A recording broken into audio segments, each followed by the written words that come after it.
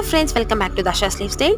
Night 9 மணிக்கு தர்ஷா என்கிட்ட night கிரேவிங்ஸாக இருக்குது, ஏதாவது செஞ்சு தரியான்னு கேட்டால், சரி ஃப்ரிட்ஜை திறந்து பார்த்தா முட்டைகோஸ் இருந்தது. அதை வச்சு என்ன செய்யலான்னு பார்த்தா காளான் செய்யலாம் அப்படின்னு ஐடியா வந்துச்சு.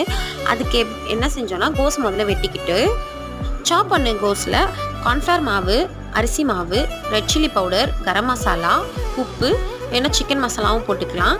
இதெல்லாம் போட்டு கொஞ்சம் தண்ணி விட்டு நல்லா பிசைஞ்சு எடுத்துக்கோங்க. எடுத்துகிட்டு ஒரு கடாயில் எண்ணெய் ஊற்றி அதை எல்லாமே பொரிச்சு வச்சுக்கணும். இப்படி தான் நாங்கள் பொரிச்சு உதிர்த்தி வச்சுட்டோம். அப்புறம் அதே கடாயில் ஆயில் போட்டுட்டு வெங்காயம், பச்சை மிளகாய், இஞ்சி பூண்டு பேஸ்ட், தக்காளி, அதுக்கு தேவையான அளவு உப்பு, அதுக்கப்புறமா காஷ்மீரி சில்லி பவுடர், கரம் மசாலா, மஞ்சத்தூள் தேவையான அளவுக்கு போட்டுக்கணும். வேணால் சிக்கன் மசாலாவும் போட்டுக்கலாம். அதுக்கப்புறமா வந்துட்டு ஒரு கிளாஸில் கார்ன்ஃப்ளவர் மாவு கரைச்சி வச்சுருக்கோம், அந்த தண்ணியை ஊற்றிக்கோங்க. ஊற்றிட்டு நம்ம ஃப்ரை பண்ணி வச்சுருந்த அந்த கோஸையும் எடுத்து போட்டுக்கலாம். எல்லாமே போட்டு ஒரு 5 மினிட்ஸ் அப்படியே மீடியம் ஃப்ளேம்லேயே இருக்கட்டும். அதுக்கப்புறமா வந்துட்டு கொரியாண்டர் லீஃப் போட்டு இறக்கிடலாம். சப்ஸ்கிரைப் பண்ணிக்கோங்க. பாய்.